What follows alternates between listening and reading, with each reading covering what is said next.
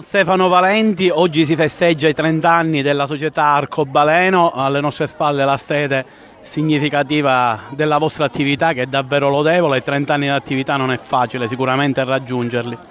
Sì, hai detto bene, sono 30 anni di attività presso una società che fin dal 1987 ha avuto come obiettivo quello di fare promozione dell'attività sportiva. Noi dai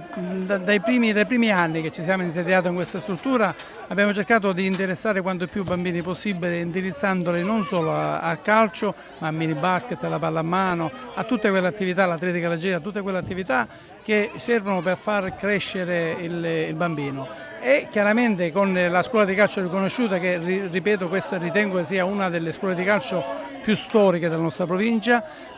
dove ha avuto sempre dei tecnici qualificati e dove ha cercato sempre di utilizzare il gioco del calcio non per far, tra virgolette, diventare campione il bambino, ma cercare di utilizzare il gioco del calcio come strumento educativo, come strumento di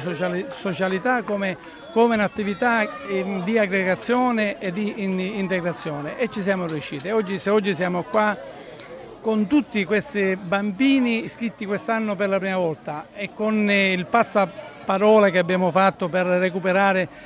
quante più persone hanno seguito le nostre attività dal 1987 a oggi, significa che siamo contenti di quello che abbiamo fatto, perché abbiamo avuto anche una risposta bellissima da tanti ex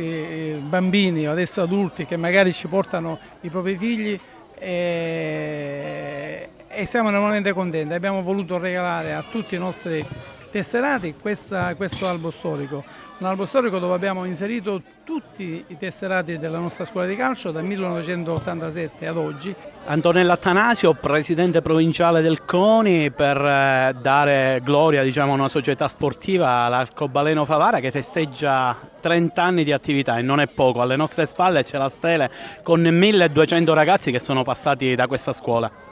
Sicuramente è bellissima l'idea di riportare tutti i ragazzi, i bambini e quelli che poi sono diventati atleti, i loro nominativi su questa stele che è bellissima. Io sono stata contenta di partecipare a questa manifestazione, oltre